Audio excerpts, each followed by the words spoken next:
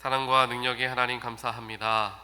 오늘도 하나님의 말씀을 의지하며 주 앞으로 저희들을 불러 모아 주시니 하나님 감사합니다. 이 시간 우리에게 허락하여 주신 하나님의 긍휼하심과 하나님의 사랑과 은혜에 힘입어서 말씀 앞에 설 때에 거룩함과 겸손함으로 서게 하여 주시옵소서. 나의 모든 힘과 나의 모든 의의를 주 앞에 철저히 내려놓게 하시고 낮아진 가운데 겸손한 가운데 우리에게 허락하여 주신 하나님의 말씀을 받아들이고 순종할 수 있는 믿음 또한 우리에게 허락하여 주시옵소서. 날마다 저희들은 연약하여서 세상에서 죄를 지으며 우리의 자아와 욕심을 조절하지 못한 채 살아가는 연약한 사람들입니다.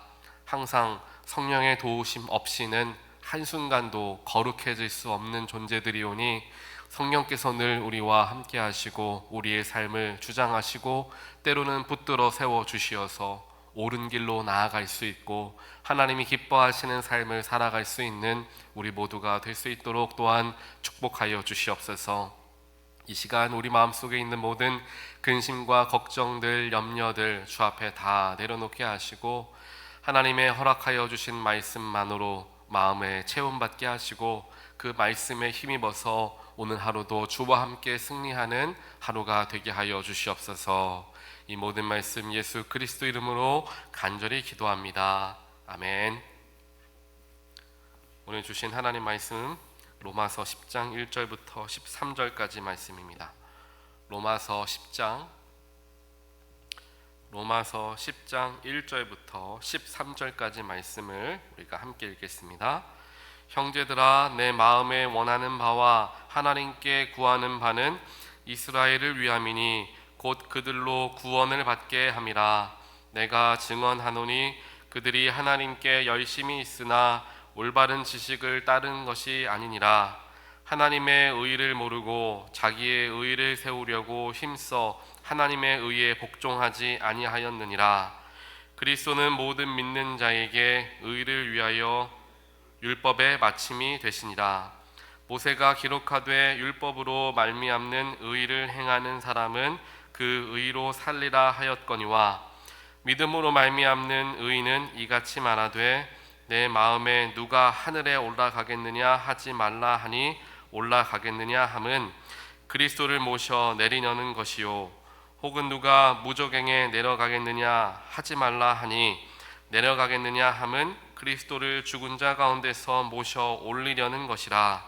그러면 무엇을 말하느냐? 말씀이 내게 가까워 내 입에 있으며 내 마음에 있다 하였으니 곧 우리가 전파하는 믿음의 말씀이라. 내가 만일 내 입으로 예수를 주로 시인하며 또 하나님께서 그를 죽은 자 가운데서 살리신 것을 내 마음에 믿으면 구원을 받으리라. 사람이 마음으로 믿어 의에 이르고 입으로 시인하여 구원에 이르느니라. 성경에 이르되 누구든지 그를 믿는 자는 부끄러움을 당하지 아니하리라 하니 유대인이나 헬라인이나 차별이 없음이라. 한 분이신 주께서 모든 사람의 주가 되사 그를 부르는 모든 사람에게 부요하시도다. 누구든지 주의 이름을 부르는 자는 구원을 받으리라. 아멘. 로마서 10장 말씀 우리가 오늘 함께 말씀을 봅니다. 로마서 우리가 묵상을 하면서 계속해서 고민하고 묵상하며 기도하는 것이 믿음과 실천, 즉 믿음과 행함에 대한 그러한 생각들, 고민들을 많이 해보게 됩니다. 이것이 각자의 성향에 따라서 조금씩은 다르게 표현되어지는 게 사실입니다. 그래서 이제 미국에 살아가는 사람들과 한국에 살아가는 그리스도인들의 모습이 조금은 다르죠. 우리 한국 그리스도인들, 크리스천들은 어떤 모습을 많이 보입니까? 하나님 앞에 나와 우리의 영성을 위해 간절하게 기도하고 모이기에 힘쓰고 뜨겁게 기도하는 그러한 그 개인의 영성을 훈련하고 키우는 데에 굉장히 많은 그러한 관심과 그러한 마음들을 갖습니다. 하지만 미국 교회의 미국 분들의 모습을 보면 어떻습니까? 조금 더 실천적인 것에 앞서서 행하는 것들을 보게 되죠. 그런 것들이 물론 성향과 문화에 따라서 차이가 있을 수가 있겠지만요, 결국에는 하나님을 섬기는 그리스도인들, 예수를 구주로 믿고 시인하는 그리스도인들에게서 나타나는 믿음의 모습, 신앙의 또한 영성의 모습들이 조금씩 다 다르게 표현되어지고 있다라는 것을 알 수가 있습니다. 그렇다면 누가 옳으냐, 누가 그르냐라고 이야기한다면 둘 다 그르다라고 말할 수도 없을 것이고 둘 다 맞다라고 이야기할 수도 없을 것입니다. 왜냐하면 보통 그 두 개가 균형을 가지고 나아가면 정말 좋겠지만 균형을 잘 이루지 못하는 경우들이 종종 있기 때문입니다. 우리의 삶을 돌아보더라도 우리의 개인의 영성을 위해서 하나님께 기도하고 간구하는 일들은 많이 하지만, 시간을 많이 할애하지만 이웃을 섬기고 이웃을 사랑하는데 시간을 쓰고 물질을 쓰고 애를 쓰는 일들은 조금 적다, 시간이 많지 않다라는 것을 느낄 때가 있죠. 그것은 우리 내면의 믿음을 쌓는 훈련들은 많이 하지만 그 쌓이는 믿음의 표현으로서의 실천들은 잘 이루어지지 못하는, 한쪽으로 조금은 기울어진 모습을 갖고 있다는 것을 보여주는 것입니다. 또한 실천에 더 많은 시간과 에너지를 쓰는 사람들은 아무래도 개인의 영성을 돌보는 일에 조금은 소홀하기도 하죠. 그렇기 때문에 우리는 이 두 가지의 모습들을 다 겸비하기 위해서 우리가 관심을 가져야 되고 내 삶을 자꾸만 들여다보는 시간들을 가져야 합니다. 그래서 제가 지난주에도 목회 서신에서 썼고요. 이번 주에도 함께 또 한 번 더 목회 서신에서 같은 주제를 이제 나누게 되었습니다. 믿음과 또한 실천, 행함을 어떻게 우리가 바라보아야 할 것이냐라는 그런 주제죠. 오늘 말씀에서도 특별하게 바울이 이스라엘 사람들, 즉 유대인들에 대해서 이야기를 합니다. 유대인들은 그 당시에 우리가 다들 잘 아시는 것처럼 율법에 사로잡혀 있었던 모습들이 많았습니다. 율법은 아무래도 행함에 더 중심을 두는, 무게를 두는 그런 신앙의 자세가 되어집니다. 그리고 그 율법을 지킨 세월이 너무나 오래되었기 때문에, 그리고 그 율법이 새롭게 개정되거나 새롭게 추가되는 것이 아니라 한번 주어진 율법이 계속해서 전해져 내려왔기 때문에 그 율법을 지키는 것이 아마 그들에게는 굉장히 습관적으로 삶의 일부분처럼 여겨지는 일들이 되어졌을 거예요. 그래서 눈을 뜨게 되면 무언가를 하고, 뭐가 끝나면 뭐를 하고, 이 모든 게 그냥 내가 생각해서 한다라기보다는 자연스럽게 몸에서 나타나는 일들을 하고 있었던 유대인들의 모습을 사도 바울 자신이 유대인이었기 때문에 너무나 잘 알고 있었던 거죠. 하지만 그에 비해서 이제 막 예수를 믿기 시작하는 헬라인들, 로마에 살아가고 있는 이방인들은 그러한 율법에 익숙하지 않기 때문에 율법을 조금 내가 지켜야 하지 않을까라는 마음의 부담감들이 굉장히 많았습니다. 당연한 일입니다. 유대인들의 하나님, 유대인 출신의 예수님을 믿는 내 마음 속에서 그들이 행하는 것이 어찌 보면은 가장 믿음의 하나님과의 여정의 시작이라고 볼 수 있기 때문에 그 시작점부터 내가 함께 다시 걸어가야 되지 않을까라는 마음들을 많이 가졌을 거예요. 거기에서 많은 이제 충돌이, 생각의 그런 충돌들이 있었을 것입니다. 그렇기 때문에 사도 바울은 이스라엘 백성들에게, 즉 유대인들에게도 이야기하는 것이고 이방인들에게도 동시에 이야기를 하는 것입니다. 그래서 2절에서 이야기하죠. 내가 증언하노니 그들이 하나님께 열심히 있으나 올바른 지식을 따르는 것이 아니니라 라고 이야기합니다. 이제 로마서에서 사도 바울이 유대인 출신 그리스도인들에게 대해서는 조금 뭐라고 할까요? 그들의 문제점을 지적하는 이야기들을 많이 적어놓지 않습니까? 그런데 그럴 수 있는 게 본인이 유대인이에요. 그러니까 본인이 유대인이니까 우리 사람들은 이러한 약점들이 있습니다라고 이야기하기가 조금은 수월하겠죠. 그래서 그렇게 이야기를 하는데, 하나님께 열심이 있지만 그 열심이 잘못된 열심이다라는 걸 가르쳐 주는 거예요. 그리고 더 나아가서 하나님께 우리가 열심을 가져야 할 것이 아니라 하나님이 우리를 향한 열심을 가지고 우리의 삶에 역사하신다라는 생각을 가져야 함을 사도 바울은 집중적으로 이야기를 하는 거예요. 그렇다면 우리가 생각해 볼 수 있습니다. 로마서 전체를 다 바라보게 되면 믿음을 강조하고 행함보다 믿음이 더 중요함을 강조하고 있는 것을 보고 있습니다. 그렇다면 로마서만 만약에 집중해서 우리가 읽고 로마서만 가지고 삶을 살아간다면 행함보다는 믿음이 더 중요한 거야 라고 생각하며 살아가겠죠.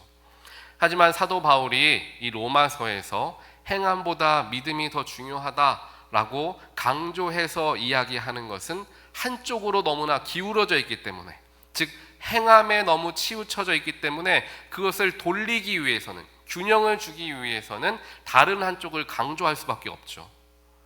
우리가 무게추가 기울어져 있을 때에는 다른 쪽에 무게를 더 줘야지, 힘을 줘야지 균형을 잡을 수 있는 것과 마찬가지다라고 이해할 수 있을 것입니다. 그러다 보니까 더 로마서에서는 믿음을 강조하는 거예요. 행함이 필요가 없다라는 게 절대로 아니라는 것이죠.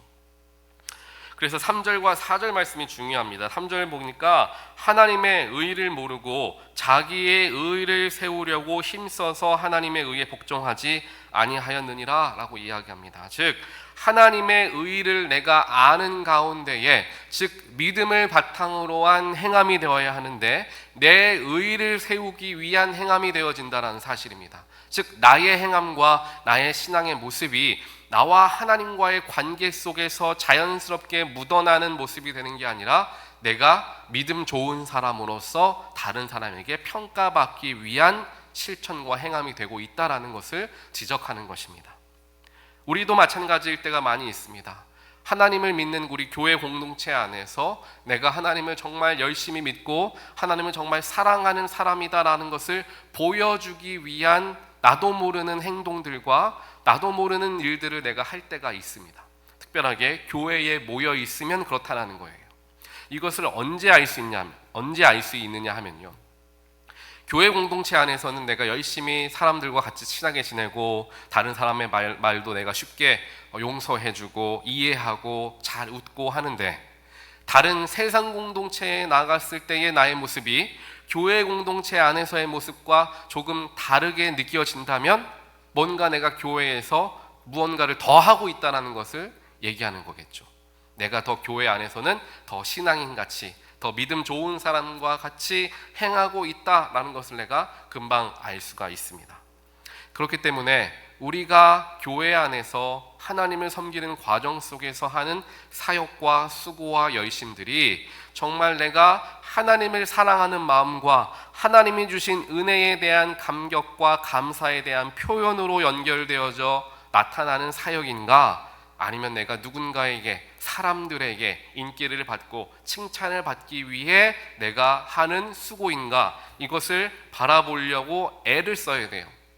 당연히 사람이기 때문에 그 뒤에, 즉 후자에 조금 더 마음이 쏠릴 때가 있습니다. 사람들에게도 잘 보이고 싶은 게 우리의 마음입니다. 그렇기에 그쪽으로 가려고 하는 우리의 정욕과 자아가 있을 거예요. 그것을 우리가 볼 줄 알아야 된다는 거예요.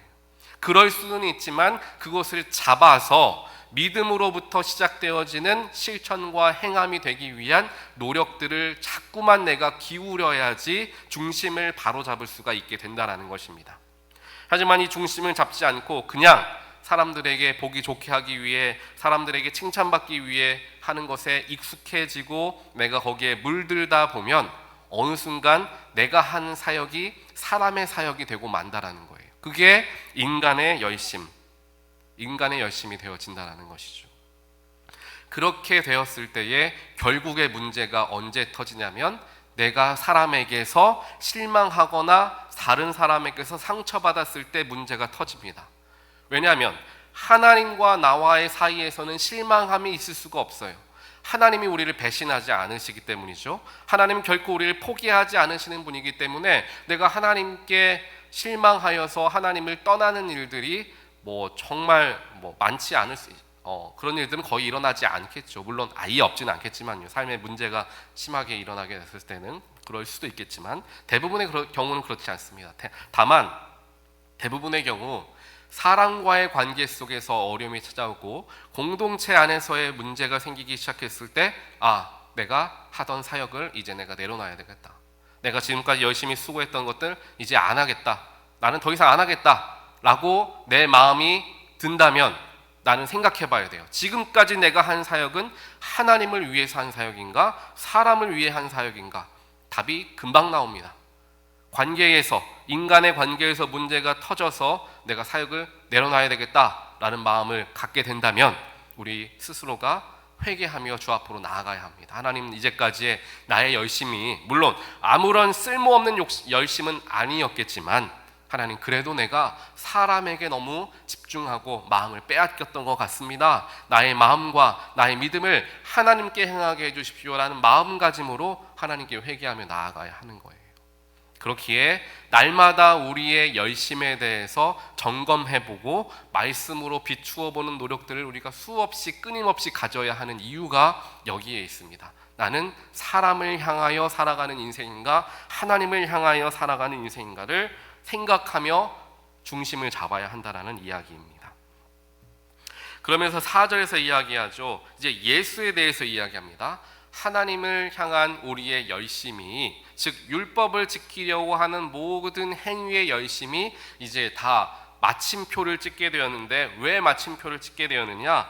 그리스도를, 4절 말씀이죠. 그리스도는 모든 믿는 자에게 의를 이루기 위하여 율법의 마침이 되었다, 행함의 마침이 되었다라는 거예요. 이전까지는 율법을 잘 지켜야 하나님께 선택받은 사람으로서 영적으로 인정받는 것이고, 하나님의 백성의 징표가 바로 율법과 할례였죠. 뭔가 내가 행해야 하는 것들이 중요한 시대였습니다. 하지만 예수님께서 오신 이후에는 예수님께서 우리의 모든 죄를 대신 지시고 십자가에 죽으셨기 때문에 우리 모두는 자격이 있어서 구원을 얻은 것이 아니라 자격이 없지만 예수님 때문에 구원을 받게 된 사람들이다라는 겁니다. 그 이야기는 우리의 열심 때문에 구원을 얻은 것이 아니라 예수의 희생과 은혜 때문에, 그 은혜 때문에 우리가 구원을 얻게 되었다라는 거예요.